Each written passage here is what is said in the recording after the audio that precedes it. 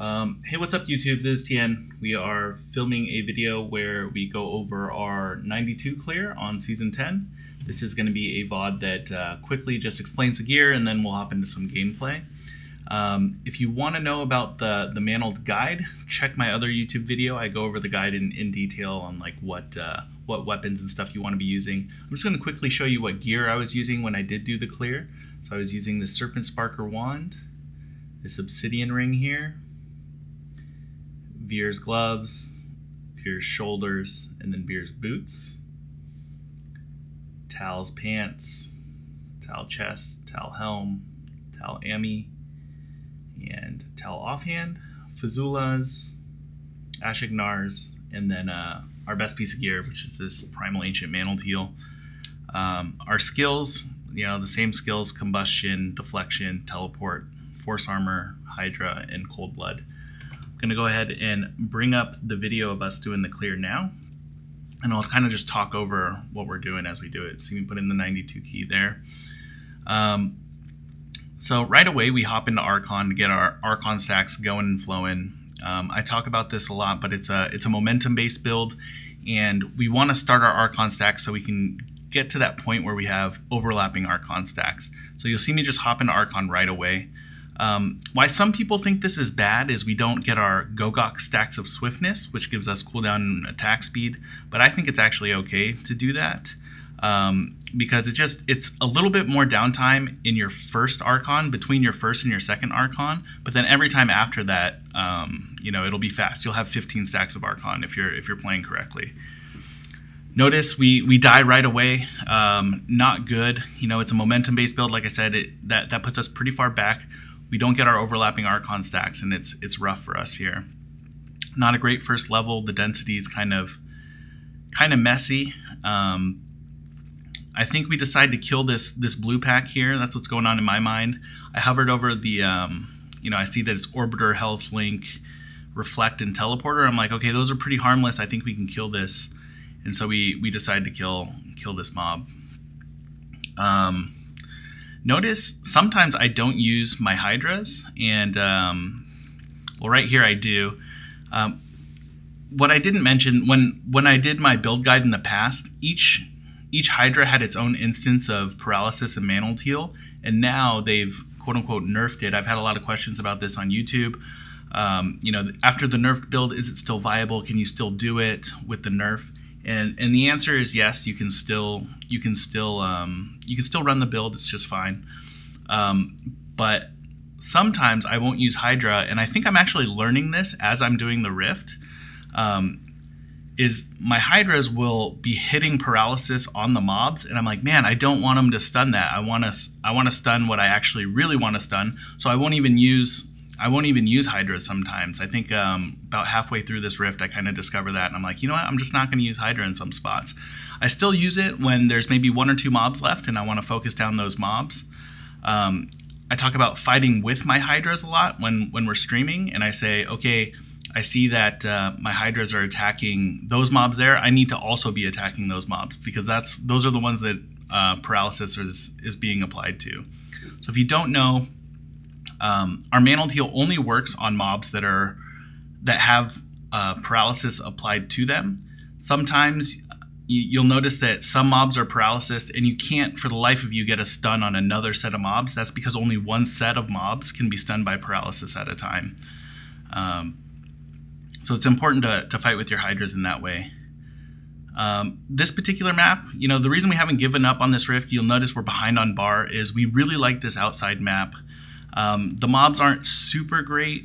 We typically try and avoid archers and thunderstorm, but we have enough area to outplay these mobs, so we decide to set up Hydras in this corner and fight our way through it, because if we have any chance of getting through this Rift, we have to clear this particular map. So we decide to stay here, fight this yellow pack, fight these white mobs, and keep up our 15 stack Gogok. So you'll notice I'm always attacking. These plague things on the ground, you'll notice I can stand in those sometimes because of our magic weapon deflection. As long as we keep attacking and we keep getting those shields, then we can tank some stuff. So right there, I'm standing in poison. A lot of you guys are like, why am I dying? Why is my toughness so bad? Maybe you're not attacking. Maybe all you're doing is running. Maybe you're just teleporting around. You need to be attacking to get that magic weapon toughness. Here, yeah, I think we've killed one of the yellows, and there was another one here. So notice we didn't use Hydras here because we just really want to focus down that yellow. We focus down that yellow, and then I think we're gonna dip out of this area. Oh, maybe we stay to get some more Archon stacks. So I mentioned a little bit earlier, but we want Archon stacks to keep going. When we do speeds and stuff like that, it really revolves around us having a ton of Archon stacks. Oh, I hit the shield pylon for sure. Yeah, there were 2 elites. I think there's a blue and a yellow here, so we hit the shield and then we just DPS these guys down. Notice that Hydra was stunning the mob up in the corner, and we couldn't apply paralysis to any of these mobs until the Hydras go away. So that's just that's one of the interactions that I was mentioning earlier. Yeah, what I was saying before that shield pylon showed up is that we do want momentum with this build. We're trying to get as many Archon stacks as possible to just keep them going. Ideally, we'd be at somewhere around 150 Archon stacks. I'm doing a great job here because I'm at about 76 and 78, and the 78 is my most recent. So the next time we pop into Archon, we're gonna get 50 right away, and then hopefully kill some mobs right away, and then get those Archon stacks going. This build's all about timing. We want to time our 4-stack towels with these overlapping Archon stacks, and then use that high amount of damage to burn down elites. We don't really do that much damage outside of it. I think the moment that we have overlapping Archon stacks, so here I'm going to have 61 plus 50 when I turn into Archon. Right here I have 110 Archon stacks, so I'm going to just try and... Well, here I have 4 stacks towels, so I do a ton of damage and I'm going to melt stuff. But even with 4-stack towels down, I have 1 stack towel here and then 2 stacks of about 60. I'm still going to try and kill low health mobs to get more Archon stacks during this time. But here, where I only have 1 set of Archon stacks, man, I'm really weak, so I don't want to fight in that particular time. I'm gonna just try and use my Obsidian Ring of the Zodiac and get back into Archon, so I can get those 50 Archon stacks from my belt, and hopefully stack it up. I decided to skip those mobs. Those big turkeys there are hard for us to kill. We hit a power pylon right away. Maybe I could be talked into saving it for a boss there, but I don't think that's smart. Like, the map is this type of map is probably not going to be the final map that we end up on. So we just hit the power and we're like, man, I hope we run into an elite and we can kill that elite. We're just killing trash at the moment for Archon stacks. Not the greatest use of power pylon. Honestly, I'm watching myself play this, and if I could go back and do it again, I would skip these mobs. I have power pylon right here. There's no reason for me to just sit there and try and kill trash. Maybe if my passive was down, you could say, okay, it's okay to be safe, but I have my passive up here. I should be a little bit more greedy. I should be trying to get more density. Notice I haven't dropped Hydras in a while here. I'm just fighting without Hydra against all this trash. You'll notice we also caught up on bar. That last map was really good. When we got that shield pylon, we killed those 2 elites. We caught up quite a bit. I remember this moment pretty well. I think we decided to drop Hydras on this hallway because where we shoot our beam will 100% overlap with what our Hydras are hitting. So as long as we drop our Hydras somewhere near these stairs, they're gonna also hit what we're hitting. So let's see. I decided to go away from those Quilbies because those are gonna kill me when I'm outside of Archon. Drop my Hydras right there, and then pop into Archon and then just shoot up the stairs. Whatever my Hydras are hitting, I'm going to be hitting also. I noticed my Hydras are hitting up there. They even killed the elite without me hitting them. So that's the power of the build.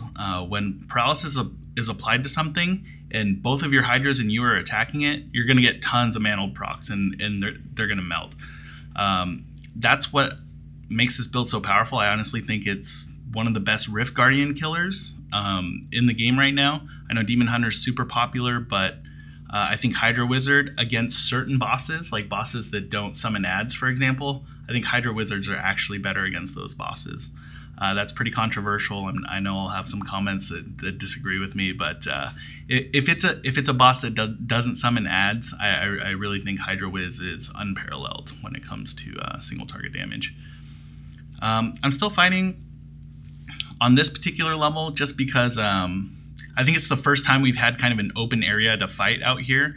I remember this part, and it took us kind of a while to kill these mobs. Maybe I should have skipped in hindsight, but I think I was just so starved for an open area. You know, we were fighting in all those little hallways for a while that I was like, man, our first open area, and there's a couple elites. Let's do it. Let's fight here. I don't drop my Hydras, and I'm just trying to melt these blues and yellows in that window of time where I have my overlapping Archon stacks and my 4-piece Tals bonus. We kill both elites, and yeah, we dip out of there. We see a speed pylon right away. Kind of a scary moment here, but speed pylon has the great benefit of giving us attack speed, which is important for our build, but it also lets you run through mobs and is a form of CC. So we use our speed pylon to just kind of get us out of a sticky situation there. We get stuck here in the corner. I thought this was an exit, but I'm kind of bad at map awareness sometimes. And then once I do realize it's a corner, I'm like, okay, I can put my Hydras back here and we can fight out of this corner. The issue is that he's Waller, and I think at one point when I'm outside of Archon, I try and cool down my Archon through the Waller. It happened just before I was talking about it, but yeah, if Waller is a big issue for us, especially when we're trying to get Obsidian Ring and the Zodiac procs and get our Archon cooldown going. If we're not hitting anything, we're not getting our Obsidian procs, so our Archon isn't getting cooled down. And if you're trapped behind a wall with, you know, spear chuckers or ghosts, it could be a really bad time. I think in this particular moment, I'm really scared because my death passive is down, and I'm trying to find an area without spear chuckers. If you guys play higher greater rifts, you know these spear chuckers are bad news. They'll basically one-shot you through your force armor, through everything. And so we're just trying to dodge here. We took one spear there, almost killed us. We potion up right away, put our Hydras down, and we're desperately trying to kill this yellow. We recognize, look at the bar, you know, we're close. If we could just spawn this boss, we can complete this 92 no problem. And this yellow mob right here is our key to spawning the boss. I think he'll drop enough health or purple globes for us to spawn the boss, so I decide to just try and fight him. And I have enough open area to deal with the 2 or 3 spear chuckers in the area. Okay, I see these guys running up. I see my Hydras attacking over there, so I decided to attack with them. We kill this blue, and then we want to kill this yellow. Again, we're 2% away. We're trying. And I think we finally get him right around. Oh, that was a scary moment. That guy came barreling at us off screen. We're cooling down our Archon just so we can hop back into it. And then we don't like losing our death passive right before the boss. We didn't know what boss it was going to be. But we killed the yellow, spawned the boss with what looks to be about 2.5 minutes to spare. And like I was saying, you know, this is a boss that doesn't summon ads. And so we feel really comfortable at this particular time. We're like, man, you know, 2.5 minutes to kill a boss with no ads should be no problem. We play super animal, so I think we got so overconfident that we decided to just stand there, and Blood Maw jumps over. You know, I'm on stream and I'm like, yeah, I'm feeling good. This is gonna be great. Get the camera, mom, and then he just jumps on our face, and it's terrible. But we managed to get through it. We get back up. We hadn't died, I think. We died one time in the very beginning, so it was just a 5-second res timer. And then we died this one time here at the end. You know, we got our double Hydras out. We're going to keep attacking. One thing is, when you're fighting the boss, make sure you recast your Hydras right before you get into Archon. The reason for this is that you want just the maximum duration of you having 4-stack Tals, overlapping Archon stacks, and your Hydras. So this is our point of power. We should be fighting around our Hydras.